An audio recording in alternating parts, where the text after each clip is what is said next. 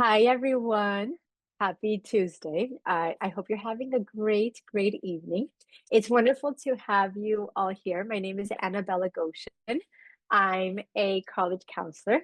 I like to always make this session pretty dynamic. So if there's any questions you have, there's going to be a section at the end for Q&A. But at the same time, if there's something that you're like, hey, I want to add something or whatever, I'd love to hear from you. So, as I said, my name's Annabella Goshen. I'm a college counselor. I've been doing this for over 20 years, and I really love what I do. I love to empower students. I want my students to have every piece of detail, strategy, secret, so we can really maximize it. So today we're going to be talking about the personal statements. So this is very exciting. Part two. So I want to give you a little bit of information about who I am. So I'm a graduate from Penn, Masters in Education Leadership. Then I've also studied developmental disabilities and autism because my son is on the spectrum. So I consider myself to be a lifelong learner, and anything I do, I also do for my students. I feel it's a really great way to understand, like, okay, meeting students where they're at. I'm always talking to colleges as well. And then I've been an expert college admissions consultant for a while now. And I really like to stay updated. So all this information that providing is up-to-date information. So what we're going to be doing first is follow-up pre-work, and we're going to be talking about the take-home assignments. But like I said in the beginning, I really want this to be dynamic. So if you could put it in the chat either, and by the way, no judgment whatsoever. This is a safe space. It's totally fine. What was it like writing your first draft, your rough draft, sorry? Or who did you choose to share your draft with? Kind of like, so as a preamble, um, one thing that it's always good, and like what I always like highly recommend in this is having a good solid rough draft, even if it's just like the first section. And then with that, like sharing it with somebody. It could be a really close person, and maybe that person might be like, yeah, this is a great representation of who you are. Or it may be just like somebody random, or a school counselor or a teacher or something. So can you add any comments in the chat? I'd love to learn and listen to you all. Okay, thank you so much for adding that first comment that you only shared it with your friend. And the topic finally resonated with you. And I love the fact that you said that it felt empowering. So today I wanted to share that I'm always like starting to like trying to learn and things like that. And I was listening to a podcast, and what they were saying is like you should continuously write a letter to yourself, and then like maybe it could be like about your goals or whatever, and but most importantly, you need to share it. Either you need to share it with your friend, or at least like even read it out loud. So what you said, Srigori, is like it resonates so much with you. Like once you share it with your friend, it's like, okay, it's important.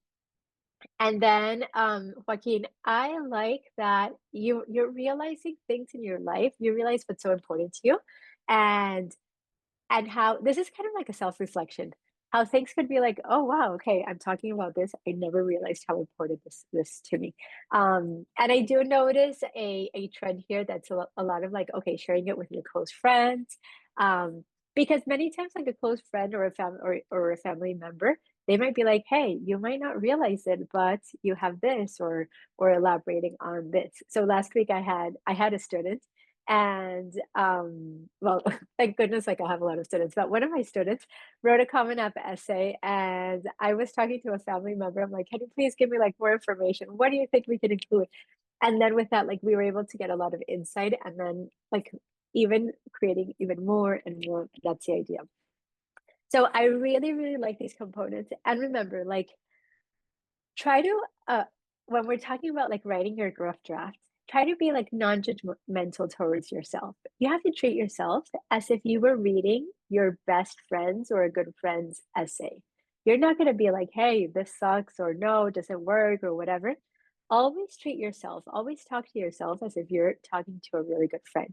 So be respectful, be kind, and then be like, okay, you could observe like, okay, does it make sense? This is like a good approach to who you are and all of that. That's the approach. Um, so these are things that we're going to be covering tonight. This is super, super exciting. So we're going to analyze sample essays. So these are things where we can review 2 to 3 personal statement examples from target colleges or reputable sources. And what I'm going to do here is I want this to be very dynamic. I want you to feel that you're included in the space. So I want to give you examples of these topics, things that have worked out. So this will open your mind, and you might be like, huh, okay, I could actually talk about this, or I could talk about something similar, and so on and so forth. At the same time, it's also going to be helpful for us to know what not to do. So I have a student, she's a senior, and she started talking about the letter S because she has scoliosis. So like scoliosis is like where your spine is curved. It's not straight. So she was thinking like, oh, I want to write a letter. I want my essay to be about the letter S. And I was like thinking in the back of my mind, like, there's a really, really viral essay on the letter S. So that's also gonna like teach us not to do that. So and then we thought of like another topic for her so that, well, it's the same topic but not about the letter S. So that's good. Then we're going to think about storytelling and reflection. We can explore how essays balance narrative with self-reflection. You see how like what we're just talking about right now, that it's like this is really like an invitation to learn more about ourselves, who we are, what really matters in our lives, what affects us, anything like that. Then on having an authentic voice. We don't want to come across as like somebody that's like super perfect, that everything goes well. That's not the space for that. This is more about like, maybe you're talking about being resilient. Maybe it's about like a fall that you had or whatever situation. So that's something that I encourage you to also not just talk about a perfect life, but also things that maybe you made a mistake, maybe whatever happened. And then we can also talk about like any key takeaways and next steps. So how can we draft your personal statement? I always mention this, but I always used to be the type of person that I'd be like, I wrote it, I'm done, I can't see it anymore. But part of like having a really, really good essay is like revising it, maybe showing it to a friend or to somebody that you trust, going over it. And after several times, you might get to the point that you're like, I actually repeated this word 15 times. It's not going to work. Or the anecdote or whatever. So having this revision and refinement is really, really important. Does anybody have any questions so far? What do you think? And I'm also gonna be like observing the chat as well in case anybody has any questions. I'm happy to always answer them, and we'll go from there. So I wanted to ask a quick poll. So which of the following do you find most challenging when writing a personal statement? Is it, and by the way, you can raise your hand, you can say, hey, I want to comment, I want to say the story, or you can answer in the chat, whatever you feel comfortable with. A, coming up with a story or experience to write about. Do you think this is challenging for you? Do you think of like that topic? Or is it balancing storytelling with reflection? Maybe it's like, okay, you're talking about the story, but you don't just want to say something that happened. Maybe you're like, wait, I have to talk about like why this mattered. Is it maintaining on an authentic voice? Do you feel afraid that you're going to be judged or that you're like exposing yourself too much or that you don't know what colleges want to read? And then with that, you're kind of like on the fence regarding that. So all of these components I think are really, really important. I love the fact that how many of you thought, like brainstorming, that's the first component, but then B also works. I noticed that as well. And then also D, or it could be like a combination of all of these. So you're not alone. We're definitely all in this together. So I want you to know that I'm here for you. And we're going to talk about all of these things. So the first part is coming up with a story or experience to write about. So this is like the brainstorming component. What I recommend is if it works, we can talk about like the main, like you could read it over the Common App essay prompts. You could be like, okay, the first one is talking about your background. One is like, what are you thankful for? Maybe the last one is a free ride, etc. Or the way that you can brainstorm as well is like, what matters in your life, or what is something that you want to share. One way that you can think about it, because this could take hours, this could take a really long time that you're like, I don't know what to talk about, or does it really matter, or whatever. Think of it this way. Imagine that you are on an elevator and you were going to have an interview with a dean of admissions from your dream college, but all of a sudden it was canceled. So now you're just in the elevator with this person. You might have about a minute and you have this elevator pitch. What will you talk about? What do you think is something that matters to you? So in my previous session, I explained that I like to talk a lot about my diversity, but again, it's not the show don't tell component. So I spoke about like where I come from and what my identity is through a culinary experience, through like, in other words, like things that you would eat in my house. I think that's important because with that, like, if I'm in the elevator, I'm keeping his attention, I'm being authentic, I'm talking about myself. He's following along. Maybe he's like, his mouth is watering or he's thinking like, I should Uber Eats, whatever, an excellent tiramisu or whatever. But that first component of like coming up with a story or experience to write about, just start to like brainstorm. What are things that matter to you? And if you'd be in an elevator with somebody, what would you want to say? What's up? What's in your mind? And another thing that I also recommend is maybe putting everything like do not disturb your Apple Watch or your phone or whatever it is, and then just do like a free write. You're gonna tell yourself, I'm gonna set a timer for 5 minutes or for 10 minutes or whatever you think you're really going to be able to do some type of work in that amount of time without you just thinking like, I don't know.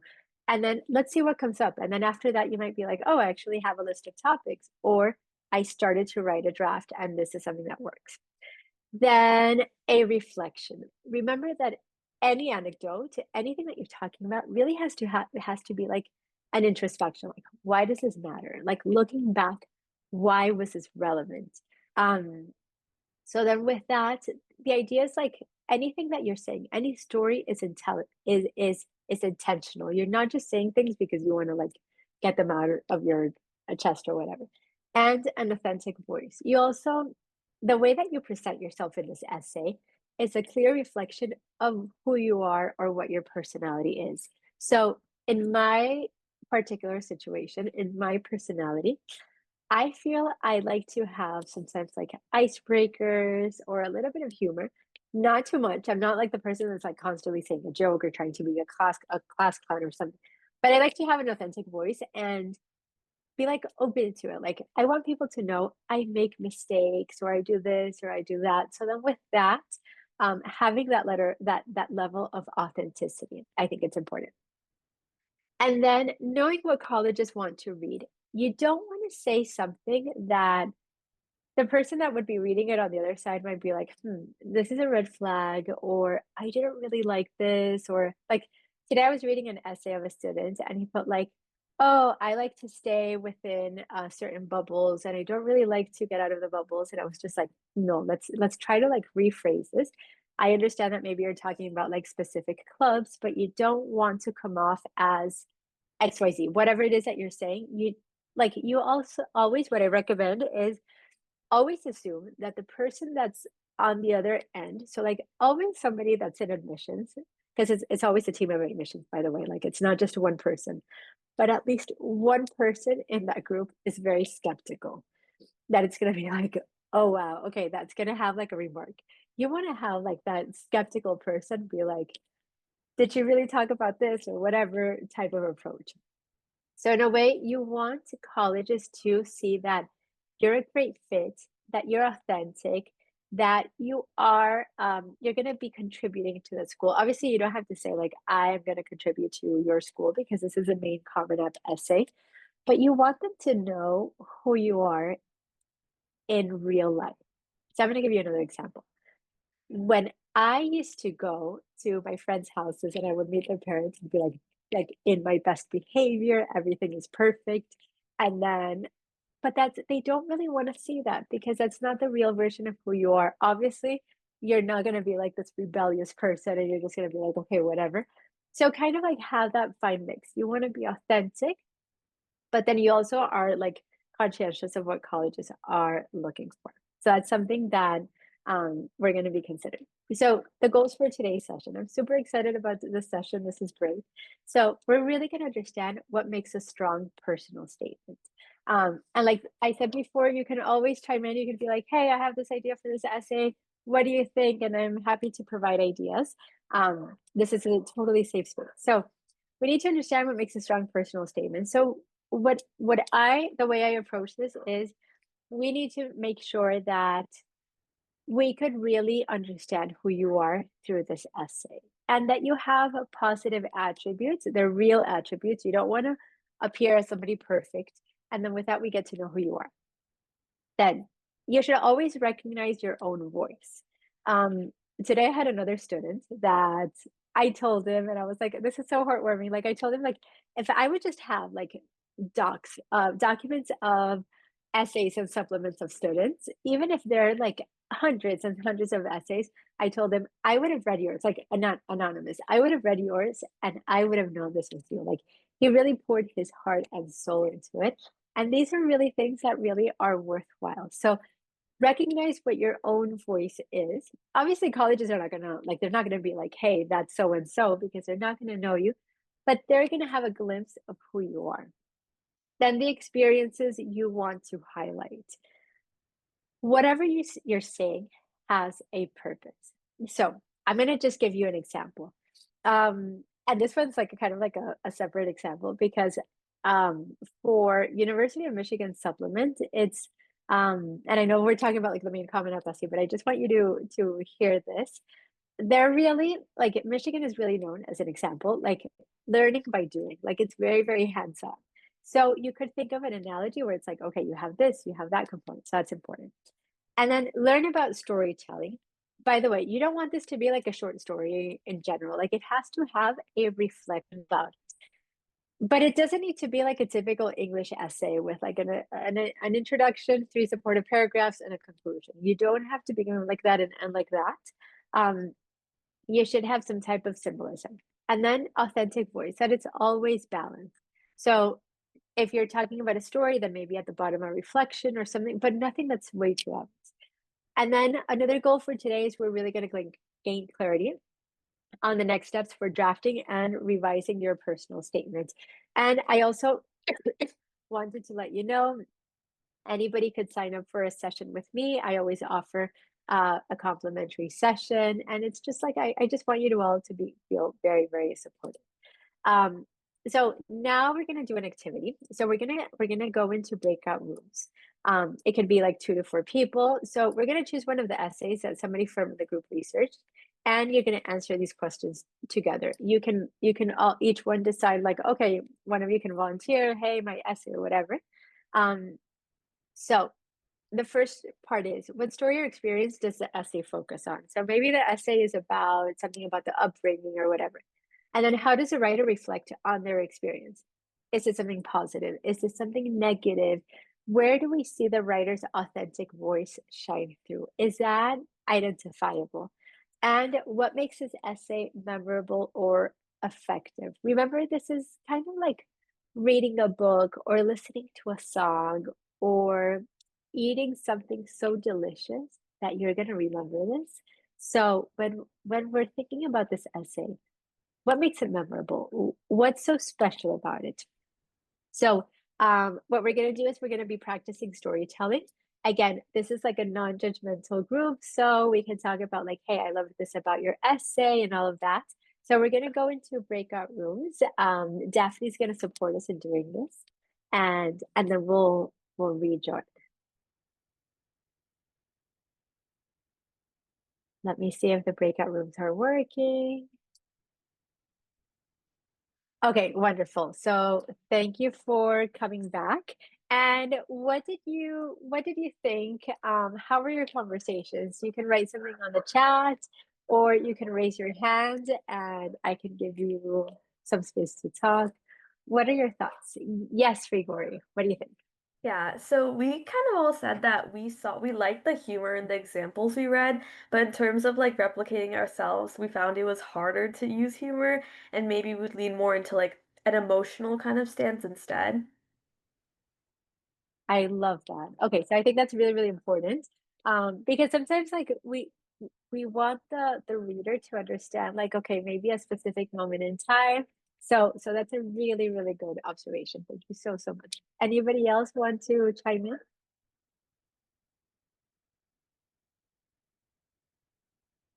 Okay, so I'm gonna continue talking, but if there's anything that you're like, oh wait, I really want to share this or talk about, that's perfectly fine. Um, so what I wanted to talk about here is what makes a good personal statement. So at this point, you've already thought about like, okay, maybe a specific type of an idea. You may have a rough draft. May have several rough drafts. Sometimes I see situations where people are kind of like playing around with different drafts. So what are colleges looking for? The first part is, and I'm sure many of you have heard this, is what are colleges looking for? And in the sense of like a holistic review. So, and I always have parents that are like, okay, so what SAT does my student need? Or I have students ask me, what SAT do I need? Or what GPA do I need? Or what do you think? So it's very holistic, especially the part of the personal statement. So you see, like you have the quantitative components. You have the GPA, the SAT if you're submitting it, or the ACT, AP scores if you're submitting it. Like you have all these numeric components, the quantitative components. But then you also want to have qualitative components where many colleges, they use these personal statements to really understand who you are beyond the grades and the test score. Because an A B might not really give you, or whatever grade it is, might not really shed light on who you are as a person. And then by really talking about who you are, they might be like, oh, okay, wow, even better. Maybe you're somebody that moved places. And by the way, I know I always say that your essay should not just talk about moving from one place to another and adapting, because a lot of people talk about that and colleges are already like, oh.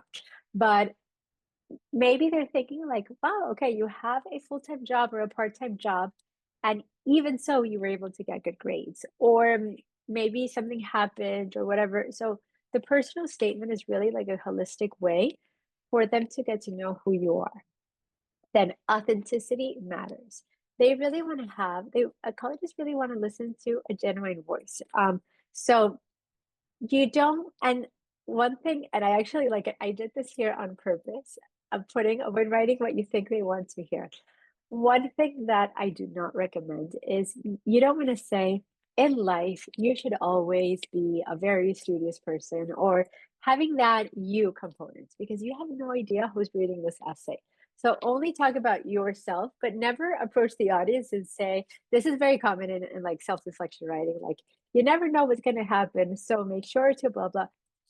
Avoid the you. They want to find out what your own voice is. And just like that whole analogy that I told you, like going to a friend's house and like being your perfect self in front of the parents, that's not really who you are. So because of that, obviously you're not going to be like super rebellious, but they want to get to know who you are, what you like, what you don't like, what you're grateful for, things like that. Um, and this is the next part is the so what factor. Reflection is really, really important. So whatever story you're talking about, they really want to see how you learned from these experiences, how you overcome the challenges, and look back. Okay, and think critically. Why did this matter? What's going on with this? How has this shaped the person I am today? Um, and then finally, like you should always know your audience. So, and I understand that like you may have a balanced list of colleges, or like you may have like a little bit of everything, and you might be thinking like, well, maybe this college is quite creative but this other one isn't, and it's still part of the list. But if you have a specific type of major or a specific type of college in mind, some colleges are really, really creative, like, and that also depends, like I said, like on your major. So maybe if you're even doing creative writing or marketing or something that's even more creative, you want to make sure your essay stands out. I always use the analogy of like, imagine that you're browsing through Netflix and you're just looking like at the trailer and you're like, okay, let me see what I really, really want to watch. Same thing with your essay. You want it to be super appealing that the person's like, I want this person on campus because I got hooked. I really want to learn more about this person. But there are some other colleges where they really want to learn more about like the leadership traits of that person. So these components. So you also, this is the way, this is like put yourself in the shoes of a marketing executive. If you're trying to market a specific product and you are maybe you're placing it on a shelf in the supermarket, what will make that target audience reach that specific type of product? I am the type of person that I tend to be very healthy.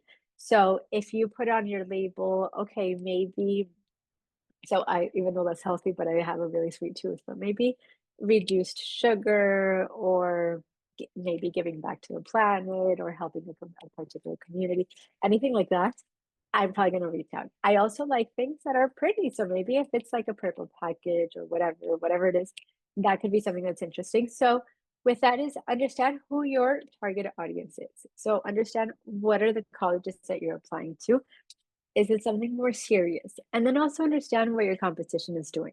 So, like the typical profile of a student that's applying to an MIT will be completely different to an NYU, Emerson, Caltech, Stanford, BU, or University of Miami. That's what we're aiming for here. So far, how do you feel about this? I want to kind of do like a temperature check, and then with that, I want to see how you're feeling with everything. And then I have some additional like breakout components that I want to go over. Do you have any questions so far?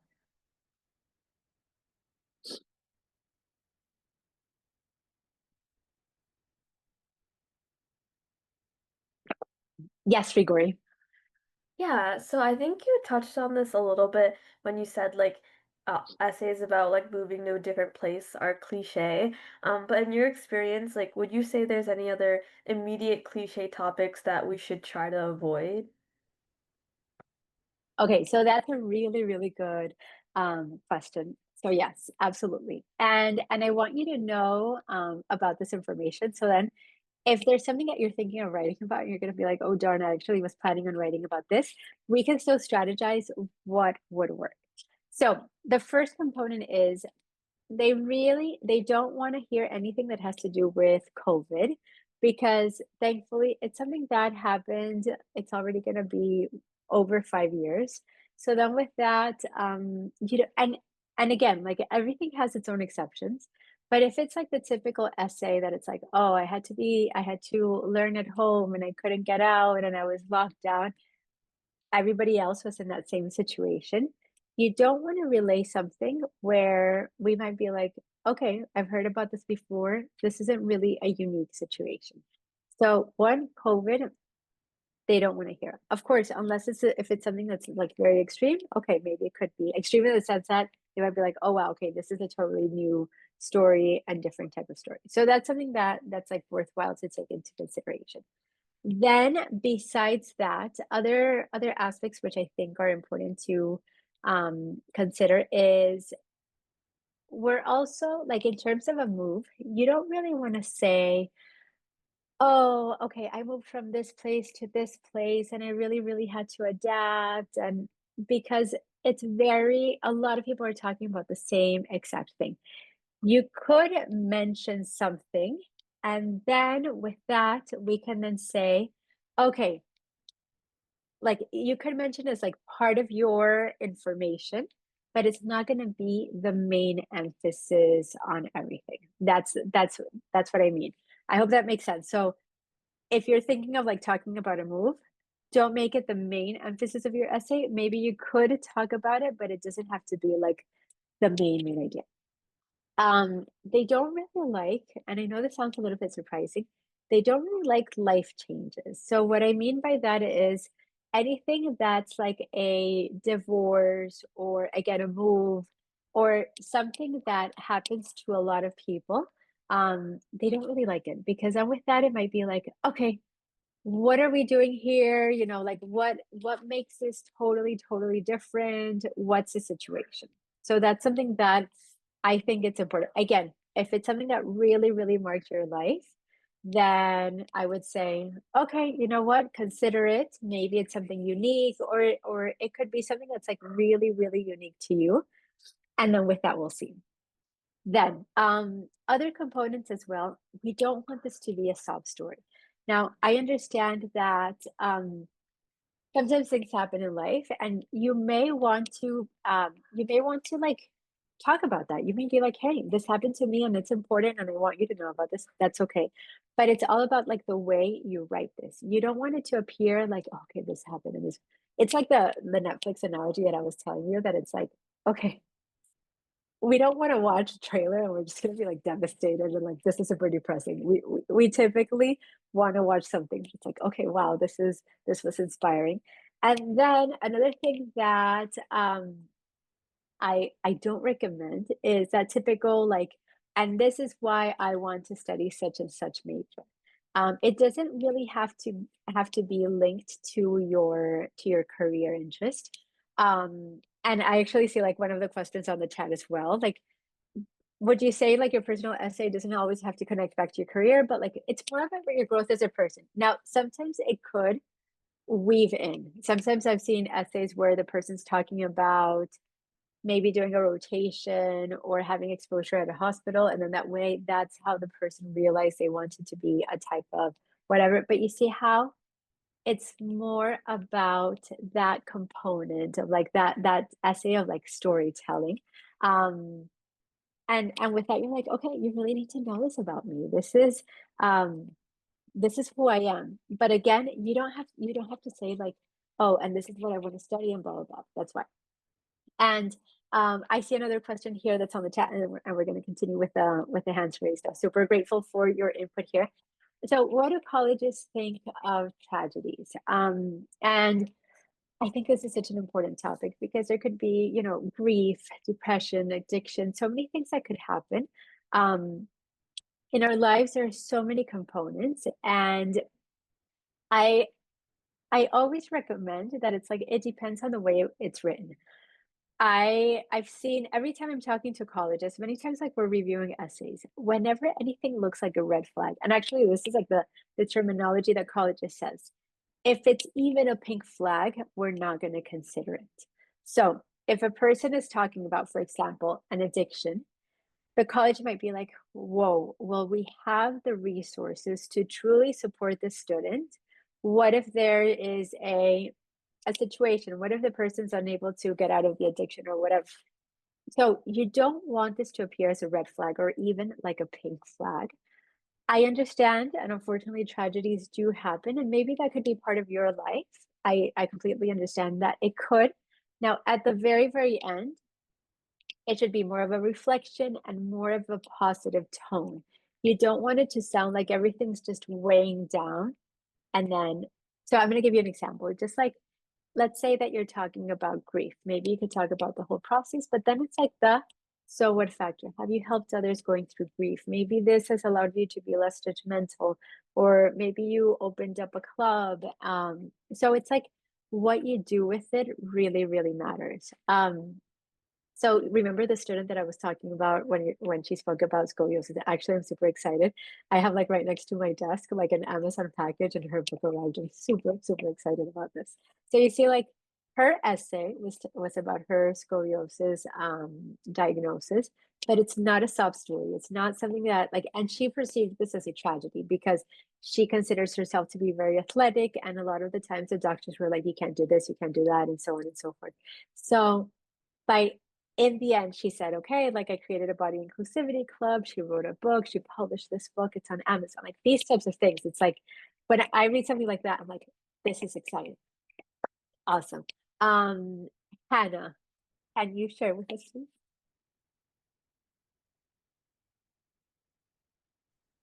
Sorry. No problem. I have two kind of questions, but first, like, would you recommend playing around with time? And if so, like doing flashbacks in your essays, starting with like the moment and then rewinding, like, here's how I got to this moment. And then like how would you structure it? So like I don't want every paragraph to be a different time frame, but what are your thoughts on that? Okay, so as long as it's clear that the reader can really follow along. And you know how sometimes when we read books or even a movie that has different flashbacks, and Mhm. then it takes a while for us to realize, like, oh, okay, wow, she's actually wearing different clothes now, and that's actually a year before and not this. And there are like a lot of clues that we can say, okay, that was a flashback, right? And there are a lot of cinematic effects. In writing, many times we just have to be so like one approach that's really useful is you could look at this in terms of, let's say that you're talking about something about like something that happened throughout the course of a year. Maybe you want to talk about different seasons that typically you may begin with, if you want to start off like, okay, January is like winter, and depending on where in the world you are, so like winter, then you have spring, then you have summer, and then you have fall. So you can begin with like, okay, winter, spring, summer, fall, and then each paragraph you're talking about like, okay, maybe one came before that. So like, let's say that you're talking about fall. In theory, that came, but like the way you're writing it needs to make sense. Or you could talk about in different years that you could be like, okay, flash forward, blah, blah, blah, and then you're talking about it. Or it could be like a reflection, a flashback where you say, okay, looking back, and then you're talking about that now. And then in the next paragraph, you're talking about the here and now. So things like that. So what I recommend is try to use like these transitional words where the reader will be like, okay, you're talking about last Monday or last year or last season or whatever. And now you're jumping 2 days ahead. And in order to make sure that this makes sense, what you can do is like share it with a friend, with a teacher. You can be like, hey, did you understand? Did you follow through? Did you perceive these as flashbacks? Or what was it? And then with that, you're going to be able to have that clarity. And truthfully, like if they tell you, wait, it wasn't really that clear. So I really, really like flashbacks because remember, this isn't a traditional type of like high school English literature essay where you have to have like the intro, the three supportive paragraphs, and the conclusion. Same thing with timing. You don't have to be like, okay, first, middle, last type of approach, but it does need to be clear. That's why. Yes. Okay, thank you. So And you then mentioned that, and then in terms of the structure, I wrote down like what you asked me. In terms of the structure, what I really recommend is one thing that's really, really important is try to think of symbolism or vocabulary. And the way that we can catch on to this is like listening to a song or watching a movie for a second or third or fourth or fifth time, that after like really taking into consideration, you can be like, uh-huh, I see what they did here. So like, let's say if you're talking about, if your essay is about music, you're using words like orchestrating, harmonious, tune, that you're like, oh, okay, wow, she incorporated vocab words that are aligned with her topic. So in terms of a structure, I really, really recommend you don't have to have the typical like minimum 3 to 5 sentences per paragraph. Like a mini paragraph could be 2 sentences. You could incorporate dialogue. I do not recommend that you incorporate a quote. I think it's like very like in the past, a lot of people overdid it. As long as like maybe it's a quote from like a grandfather, a mentor, but you don't want to say something like, I don't know, Benjamin Franklin or something and there's no connection to it. So you don't mhm. want to end up with that. You could begin with a question or you could end with a question. And then in terms of structure, as long as you're like that the person can really read it along and be like, okay, I'm part of this essay. That's the idea. What do you think? Yeah, I like that. I had one more question kind of about like Uh-huh. structure, but more so, like I've spent a lot of time editing my writing so that it's like very beautifully written. So I have these like very intentionally crafted sentences. But how much does like too much imagery or too much like detail, does that like, is that a red flag to colleges? Is it like cloud what you're trying to say when things just sound like complex? Okay, so that's also like I love what you're asking, by the way. You're amazing. So we don't want to sound as if we're going on AI or a thesaurus or looking for a synonym and the most beautiful word and the most sophisticated word. So, like, if I were to use a word like ubiquitous and pervasive and blah, blah, or like really, really fancy words, many times, like the reader may think, is a high school is a high school student really writing this? Of course, like many times there are students with that level of vocabulary. So, but I just would not overdo it. Same thing with imagery. Mhm. We don't want this to just appear like a beautiful short story that I can imagine everything, but it's more like I want it to be more like a reflection through show don't tell, so like through anecdotal evidence that it could be like, okay, so this is what you're talking about. Cool. So it's kind of like, yes, do it, but don't go way too far, that they're kind of like Mhm. imagining this ideal world, but they're not really getting to know who you are. Mhm. Okay, thank you. Yeah, you're welcome. Hi, Hillary. It's lovely to meet you. Hi. So my question is related to the one that they did on the chat, because Uh-huh. I wanted to talk about my stepdad that he died when I was like around 7 years old, and I didn't even remember about it until last meeting when you told us to think about what we were gonna write about. Uh-huh. So that was like 10 years ago. So, okay. And then, so how would you say, okay, so by the way, I'm so sorry that your stepdad died. So you're saying that you don't really remember that, or what would you talk about in the essay regarding that? Like I do remember everything now. It's just that like my brain blocked that memory to say it so. Okay. Okay, so I think that's actually like really fascinating, and you could put this in. You see how like you're not, and by the way, here you should not just talk about your stepdad. Obviously, like to honor his legacy, you could talk a little bit about this, but remember, this is your essay. So I think this isn't like the type of essay where you're talking about a tragedy or whatever. Like this is more about like your interpretation of what occurred or how you are perceiving and watching your thoughts, that you might be like, huh, this is interesting that I don't recall all the events. And then Yeah. it makes you, maybe it makes you curious about like how the mind works, that when there's trauma or there's certain situations, our mind really blocks it. So I'm just going to give you an example of a way that this could be interesting. I think I mentioned something similar last time, so I kind of like want to align with it. Imagine that you're writing a letter to your own brain. And then you're saying, like, okay, I want to thank you for always being there for me. Thank you for helping me pass. And you can incorporate a little bit of humor, like, thank you for letting me pass my AP Calc test or whatever without like name dropping courses or whatever. But, and then you could be like, but 10 years ago when my stepdad passed away, you actually, it's as if you, so in many communities, when a person passes away, they will cover mirrors. So it's like you could even like, let's say hypothetically, if you're doing like a letter to your brain, and you could be like, but 10 years ago, I noticed that it's as if you came, you grabbed a sheet, and you can depict whatever color you want. And it's as if like you blocked the memory of my stepdad passing. And you could be like, I wonder why you did that, because it took me a while to connect the dots or remember everything. Or you could be like, I'm actually really thankful for that because I was able to get through this thanks to your type of mechanism or whatever. So you see how you're not just talking about your stepdad, but you're talking more about like your interpretation of that event and how your brain blocked it in a way. Yeah, because the way he died, it was because of an overdose. Okay. So And I'm so sorry to hear that. So you see how the way that we could do this is you could say like how you felt about that, and then how, in a way, your mind kind of like blocked certain things.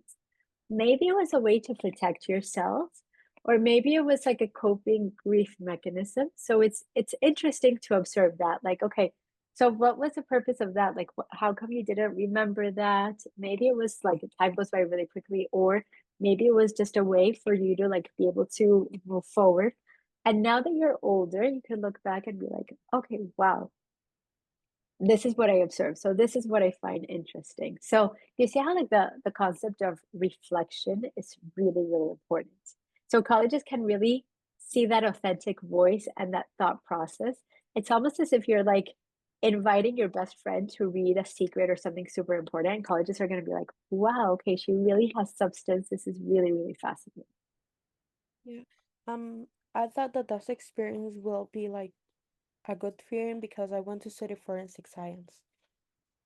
Oh, okay, really, really good. And what you could also think about is maybe back then, if there was something that you're like, wow, okay, this was pretty interesting. If you had like, if you were hearing your parents talk about, or any family member, talking about like I forgot what what it's called, like the forensic report after somebody passes, or like little things that happen in your life that you're like, wow, okay. And you see, like this is kind of like an exception of what I was telling before. Like this isn't the type of essay where you have to say, and this is the reason why I want to study this. But inevitably in this approach here, you're saying like, okay, I actually found my calling that I really want to study forensic science through this, and I'll be forever grateful for this type of reflection. Thank you. You're welcome. I'm so sorry if I'm mispronouncing your name. Is it Gaia or Gaia? Gaea? No, it's Gia. I'm not sure if you can hear me. Gia. Gia. Yes, I can hear you. My apologies, Gia. No, it's okay. I just wanted to ask you because I had this idea on writing about a specific part of my personality that I had noticed, but it may come off as a Uh-huh. bit, I wouldn't consider it to be a red flag, but to them it may be a bit of a red flag. But what if I have learned from it. So I was thinking of writing about how I kind of like overcame that, what I learned about it, and like why, I guess. But I just Uh-huh. want to hear your thoughts on it because I do have a couple of other ideas. So if you don't think this one's that great. Okay, so anything that if you ever so fast forward 2 months from now, or whatever the amount is, like in terms of your deadlines, because sometimes you might have like a deadline in January. If you're gonna feel, let's say that you've submitted your application and we're in mid-January or February and you're still waiting for acceptances, if you feel you're gonna be like, oh no, I shouldn't have spoken about this is a red flag, or this isn't a really good representation of who I am, or this is only one part of my personality and they're gonna think the whole thing about it. Like if you feel there's any doubt, I would not go ahead with it, because I just don't want you to be like overanalyzing and thinking about it. So, but at the same time, if you do go ahead with it and you're thinking about like, okay, maybe it's a part of that, or maybe um, you're showing that it's like just one component of it, and then maybe how you overcome it. Of course, like it also like depends on what you want to say. If you're talking about something about your personality that maybe it's a weakness or something that you're not too proud of, yes, you're being authentic, but they don't want you don't want to feel labeled either, that they're going to be like, oh, she's like this as a whole. So you would have to like be clear and be like, oh, by the way, this is only one aspect of my personality. That's why. Okay, Does that thank make you. sense? Yes, it does. Thank You're you. welcome. Perfect. Okay, and then Andrew, how are you? Hi, I'm good. Thank you so much for all your insights and help. I really appreciate it. You're welcome. Um, I kind of wanted to ask two questions. First of all, I'm really Sure. struggling to write my personal statement and kind of think about what ideas I want to highlight, especially in relation to like my supplementals and kind of creating a connection between my personal statement and supplementals. I want to ask how you would kind of brainstorm and plan out what my personal statement should kind of like what a personal statement should be. And then Uh-huh. um and then I'll ask my second question after because I think it'll be relevant after. Okay, perfect. Okay, so what should a personal statement be? It's kind of like as if you were to, let's say that we're being creatives, and you know, like how a creative person, let's say somebody that wants to apply as a film major or whatever, and and they're showcasing a portfolio. Maybe if an aspiring architect will want to showcase a portfolio about houses that they're planning on like their ideal homes in the future, or maybe an aspiring film student will create a video. Obviously, like me, we're not all creative, we're not all set out to be artists. So but your essay is a good representation of your portfolio, of your brand. So how a personal statement should be: the most authentic and the most successful essays are ones where a reader can identify with a person. And of course, like the person doesn't have to be like, oh yeah, I am so and so, and this person is so and so, we're the same. No, but like the reader can really feel as if they're there, they're right there with you. And then it's a good representation of who you are. That they could be like, okay, if I were to judge this person only by their essay, I would say this person is a leader, is resilient, went through this, blah, blah, things like that. Um, so that's what it should be. Now, sorry, I'm going to chime in and say what it should not be. It shouldn't be, you don't want it to sound as if it's like a diary and then you're just venting about something, because you don't want it to be something that's like too negative, a place where you're complaining that it's a sub story. You don't want the reader to read it and be like, ah, this was draining, this was exhausting. You want something that it could be uplifting, or it could just be something that you're like, oh, I actually like enjoyed reading this. And most importantly, I feel the student would really contribute to our college. Um, I always provide the anecdote. Like, imagine if you're going on a trip with a group of friends or people, and one of them might be like, you know what? I'm a total foodie. I can make all the restaurant reservations, all plan that. And then maybe another person will be like, you know what? I will plan all the plane tickets and the museum guides and anything that we need to do. And you, as like one of the people that are going on the trip, you might be like, okay, I really need this person that's gonna organize the whole logistics of the trip and then the food. And then maybe the other person will be like, okay, I'm great at this. So you want them to read your essay and be like, wow, this is perfect. This is a great fit for this college, or this is the added value and the contribution. Does that make sense? Yeah. And yeah, thank you so much. And then I feel like that kind of ties into my next question. Do you think that Mhm. the personal statement kind of needs to address your major and your future plans in some way or another? Not necessarily. So this isn't, it doesn't have to be the space that you're like, okay, and this is a reason why I want to study XYZ. Sometimes inevitably it could happen, kind of like, okay, I went through this grief and now I want to study forensic science. Or I'm noticing that my brain functions this way and this is why I want to study psychology. You could do that, but you don't have to necessarily explain yourself. Colleges in the main, because, and also because like, you know how a lot of supplements will be like, why us, but why your major at this school? You don't want to get to the point that you're writing a supplement and you're thinking like, I already wrote about this in my comment up. What else am I going to say? So I would even try to, in a way, avoid that. Of course, if it's like something super important to you, you could. But then I would try to avoid that because there are a lot of supplements that will ask that, and that's specific to the college. That's why. Okay, great. Sorry, just one more question. Sorry, Hannah. No Um, problem. I want to ask, like, if you have a preference between kind of like a montage style essay or like Sorry, my computer text.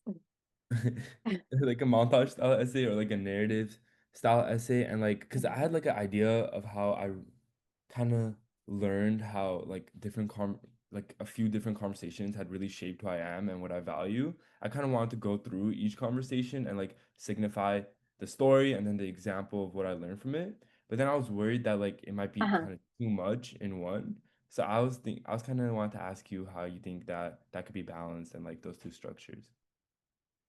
Okay, so in terms of the structure and how you can balance it, the priority will always be you.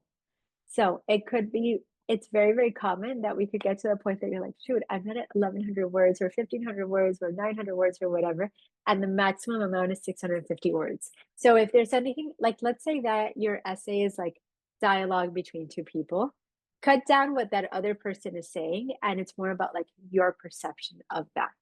Um, so obviously, like you can include dialogue from that person, but it doesn't have to be like a whole paragraph because then they're getting to know more that person rather than you. So what I recommend in terms of structure is whatever you're trying to say, show don't tell, like you're doing it in an anecdotal way. Imagine like whatever you're trying to explain, a fifth grader should be able to follow it, but also somebody that's in college or a 30 something person or a 40 something person should also be able to follow it without being like, huh, this is too complicated. So we don't want it to be like overly confusing or anything like that. Um, so in other words, like in terms of the structure, it needs to be something appealing. Like if you were to show it to somebody else, does a person want to read it all the way through to the very end? Or at the end, it just becomes kind of like draining. You don't want to be repetitive either. They want to get to know your voice. And keep in mind, this is like one part of your voice, like the personal statement, but then like maybe the supplements and even the common app activities and other components, it's still also part of your voice, but this is your main voice here. All right, great. Thank you. You're welcome. Hannah, how are you doing? Hi, sorry, it's me again. Mm. Um, No worries. but so I just randomly had an idea. It's kind of a me specific question, but Uh-huh. if you like play around with this is like another kind of related to the time. How far back do you think is like unreasonable to go? Like middle school, elementary school? Because if you have like a clear memory from like fifth grade, is that like a red flag to like reference it? No, it's not a red flag. You don't. So first, anything that you're saying, you have to kind of like reflect and be like, wait, is this actually truthful? Not that you're lying, but like Mm-hmm. I'm just gonna give you an example. So the other day, I had a student that was talking about l- like losing the first tooth, and Mm-hmm. then he said like 13 years old, and I was like, wait, I have a 6-year-old, and my 6-year-old just lost his first tooth. So it's kind of like, okay, let's make sure like the memory is valid. Um, Mm-hmm. and then other components as well is fifth grade, it could work. Like if it's something that you feel is like mattered to you, but you don't want it to be like way too long ago that you're gonna be like, oh, at the age of 3, blah blah. Like I'm gonna give you an example just so that you can see what I'm talking about. I have a student that she spoke about the day she was born. And the way her writing was sounded like, she was like, oh, okay, I was born. Um, I think she said like 2 weeks before, and I was a gift from because I arrived early and I always come ahead of time with surprises or whatever. And right away, I was like, did your mom write this? Like this, I felt like, well, first of all, she would have never remembered the day she was born. But that type of language, imagine that you're talking about yourself at the age of 3. It might be a memory that was passed down to you that somebody told you rather than your own memory. And you don't want to go too far back unless it's like a critical point where you're like, actually, they need to know this that happened at this year.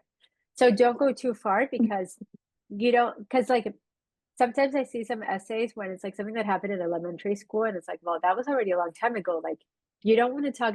This is kind of like going back to like moving and adapting. I've seen some essays that the person is saying, like, oh, I moved at the age of 4 or 5. And it's like, well, but that's like a thing of the past. Like, now that you're in high school, you should talk about something else. That's why. Okay, can I give you like my example and then get like approval? Or Of I don't want course. to. Okay, I was like, I Yes, don't want to of waste people's course. time. But so when I was in, I think fourth or fifth grade, in my gifted program class, we had like a little, some specialists come in and we learned about the brain, and I got to like touch a human brain, and I was so fascinated with it. And then like shortly after, I won this, I think it was like the Gifted Student of the Year award. Um, and Uh-huh. I got with that, I got this notebook, and the notebook has this like thing where you can scan all your notes, and so you can just always erase things, and all your notes are saved. So it's like infinite many notes. Then right Oh, before cool. high school, I got brain damage, and now I remember you talked about like one girl with like brain injury, so I don't want to like Yes. spin off Yeah. that, but I was like, you know what, as someone with like a really horrible memory, I have like all of my agendas, and I use that book because I scan all of my notes. So I was like, I think I he'd love really that. if I talk about getting this book and connecting the younger version of me that like loved the brain and loved writing and was like incredibly gifted, and how I share those qualities even now, but how I've like grown so much from there, and how that took a turn when I got brain damage. But I don't know if that's like too messy. So, No, I think that's a really important part of your life story, and I love that topic, by the way. I think it's really, really thank good. you. So what I would do is like even try to describe it as much as possible so that we can kind of like imagine if we're talking about like a red notebook or something that like scans it and how you're able to like see this on your computer or whatever it is. And then with that, like you're talking about like that flashback and you're like, okay, you were really fascinated, you had such great memory, and maybe like certain examples. Like it's fascinating how the brain, I know this sounds like a little bit old school, but like I can remember birthdays of like friends from elementary school or phone numbers or whatever because like I had to memorize them to remember them. Nowadays we have like our calendar app or whatever and it'll tell. But like and then nowadays kind of like okay, and then after your brain injury, how do you feel about that? And then what you're doing based off of this. So maybe like you won't leave home without this notebook where you're scanning everything. And that's totally fine that you're like, okay, this is important to me. And that moment that you touch the brain, you realize maybe it could be a reflection, like how fascinating it is, but also how fragile it is, that after your like the brain injury, that you might be like, wow, okay, it's very, very fragile. I'm still very grateful that I have this. And now that I'm working on, maybe like I'm taking notes with everything, I'm scanning everything in my computer just so that I don't forget everything. Yeah, so I would definitely talk about that. So something in fifth grade, it's not too long ago, especially in your particular circumstance. And then I'm gonna answer one question from Zoya, and she's talking, and thank you so much for the kind note. She's talking about, like, she's curious about answering the supplemental essays for U Chicago. Like they are very peculiar. And then with that, I agree.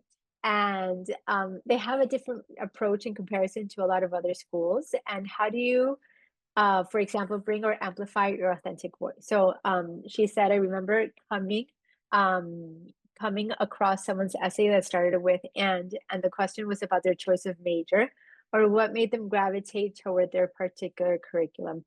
So U Chicago, they really, really, I agree, they're quirky, they want creativity. What they really, one of their pet peeves, and by the way, I notice this a lot. You might be thinking, because you guys are an awesome audience, you might be thinking like, well, and well, duh. But you have no idea how many essays that we've seen. And U Chicago, whenever they see something like this, it's like, no. So you know how like back in elementary school, like if somebody were to ask you like, what's your favorite color? And then you respond with, my favorite color is blue. Like typically you answer starting with that question. U Chicago is like, no, do not do that. Obviously, you have to answer the question, but you don't want to be like as black or white. Like, what's your favorite color? My favorite color is so and so. So then with that, like you can definitely start with like an attention grabbing statement and really, really expand on like what it is that you really, really want to talk about. You could be like really unconventional about what it is that they want. You could talk about like things that you are interested in. Like you see like the typical like the why us, you Chicago. You could talk about like why it's a good fit as well. But they have like these really uncommon essay questions, like, okay, where's Waldo really? Or what if the moon were made of cheese? Like some random questions. And they're pretty lengthy, by the way, like the questions they ask. So this is where you could really shed light on creativity.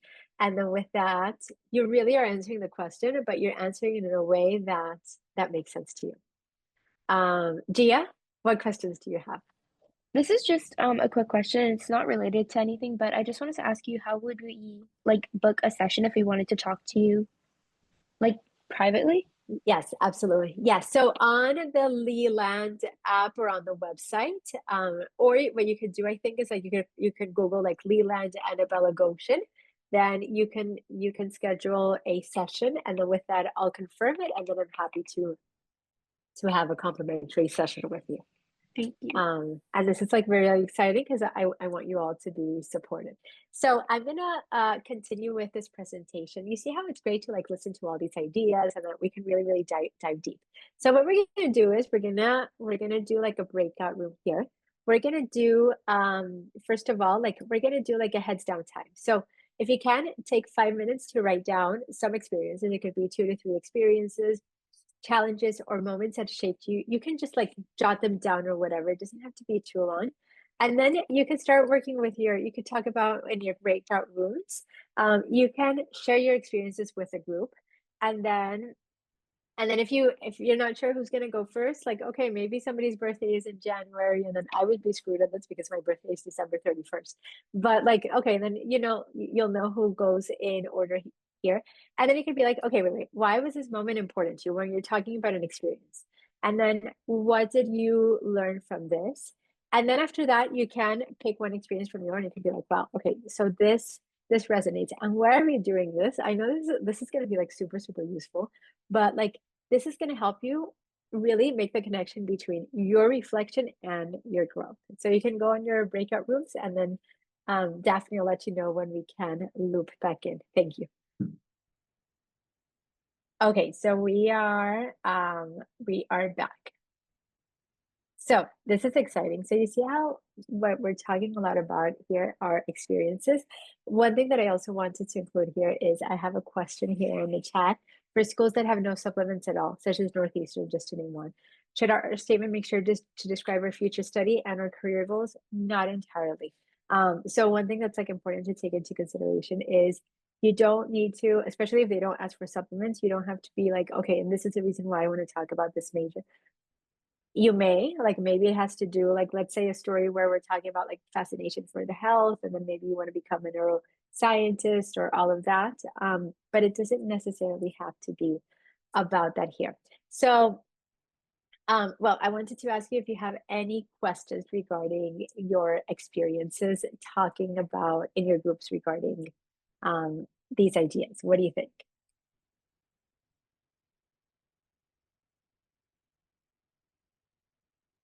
Okay, so I'm going to continue. I know I've given you like a lot of examples, so I'm going to continue here.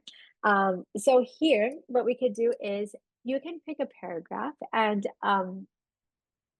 the idea here is like thinking about like how does a writer's personality come through, and what are you looking at? What is, and then like you can the way that I invite you to look at this is like always ask yourself, how does a writer's personality come through? What choices, phrases, or style make it really authentic?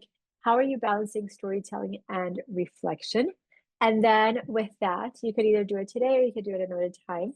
Is that you could like rewrite the paragraph in your own voice and you keep the meaning but making it sound like them.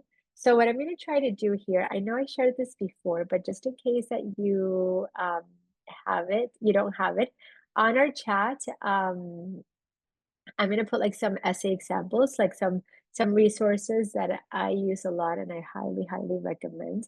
Let me try to copy paste it here. Give me 1 second, and I'm putting it here in the chat so that you can have it there, because you might be like, well, what is the example? And this is a really, really good recommendation for a resource. It's pasted here. Let me see. It says that it's connecting for some reason. It's taking a little bit. It's taking a while. Let me see. Or in the meantime, while it's pasting, you could look up Common App essay examples, and it's from College Essay Guide. I think it's pasting right now. It's continues to say connecting, but you can, okay, there. I just save. Let me see if you can see it now. I put it in everybody's chat, so you can look at this, and then we're gonna do this for less minutes because I love being like in the same room with all of you. Just try to see like how does the writer's personality, and what I want you to observe here is there are like limitless options of what you can talk about. Like one essay is about Easter, the other essay is about like a restaurant, and so there's so many components here. So you see like what is about makeup, and by the way, like a lot of these essays have titles. Your essay doesn't have a title. This is just like a way to categorize them. So if you can go into breakout rooms for a few minutes, and then with that we can talk about like how you feel the voice is heard. Let's see if this is working. I don't know if you guys are in the breakout rooms or not. And if not, like I just want to maximize the time, and I'm really grateful that you're all here. And then we can, I want to give you like some examples of this. What I noticed. So in this resource, obviously like you can read this all in your own time. But what I noticed here as well is like there are so many types of topics here. So as an example, there's one called Easter, and this person is talking about like, okay, like their perception of their parents, how their parents are like hard workers. And then it's also like a reflection of like what the person and like, and you see how like there are like small sentences, like there's one paragraph that is just 4 words. Finally, we were free. And then the person is like in the US, and then like, okay, Easter has drastically differed from the past years. So you see how this is interesting, that it's like a reflection of what's going on, what the person's background is. And then with that, it'll be good to go. There's another essay here called Letters. And then the beginning of the first sentence says, the clock was remarkably slow as I sat, legs tightly crossed, squirming at my desk. Just raise your hand, my mind pleaded, ask. So as soon as I read this, I was like, I've totally been there before. I totally understand. And then with that, it's like, then the person is talking about, okay, this person and he was the type of kid that would eat French fries dry because he couldn't confront the McDonald's cashier and all of that. And then you see how like it's really, really important to explain this because somebody that might be like skeptical might be like, well, is that really a problem? But people like this is an issue. My son has selective mutism, so I really understand. So with that, it's like, okay, we really need to explain this situation. You see how we have an attention grabbing statement, and then with that, it's like, okay, what's going on? And I do understand, like this essay in the end is talking about like what they want to do in the future. So sometimes inevitably it might happen with that. So what I recommend also like kind of like as a reminder, and I want to keep like a little bit of like a few minutes of like questions, or if not, I'll share some information, is for homework. If you can edit at the sentence level, like clarity, flow, and word choice. Make sure that you keep it at 650 words. Anything that's like filler or you feel it's repetitive, we need to remove it. I also recommend, like I said in the beginning of the session, you know, that anecdote that I was telling you that it's like we should write our letters to like our future selves and like really like even read it to a friend or even read it out loud. So here, like whatever you've written down, read it out loud and you should get the feedback from somebody who knows you. It could be a family member, it could be a parent that they may be like, wow, okay, that's really, really you. At the same time, you are your master of your essay. So many times I've seen how parents are like, no, but you should talk about this. This is so much better. Like you need to be comfortable with what you're talking about and you can be like, this is my voice. This is my story.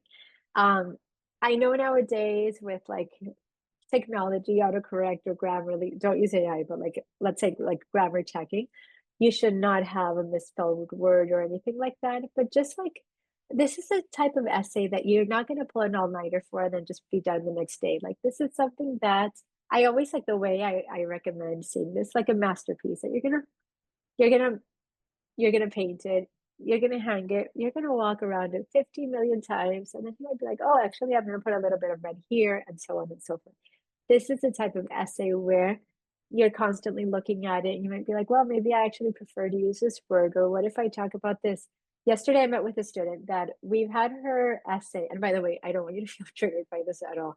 So her essay, she's a senior now, and her essay has been ready for like the last month and a half. Because for me, she told me that for her, it was important to have this ready soon because she wants like space to reflect in it, not just to like rush over it. And then we were reading it yesterday. And we were like, what if this last paragraph, which sounds like a little bit draining, what if you talk about how you've actually grown from this situation?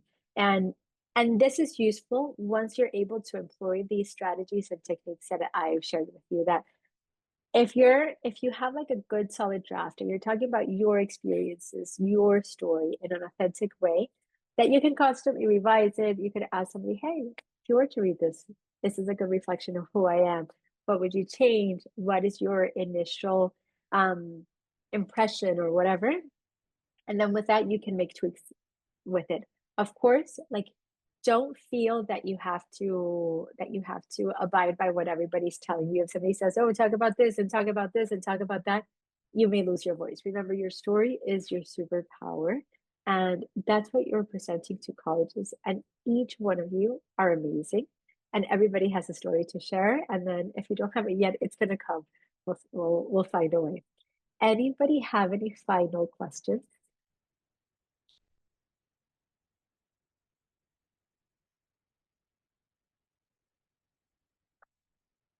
So, as I said, I'm really, really grateful to have spent this time with all of you. I think the Common App is either like the part where the Common App essay is like the what makes it or breaks it. So that's why it's so important. I'm really, really grateful to have shared my 20 years plus experiences and insights with all of you.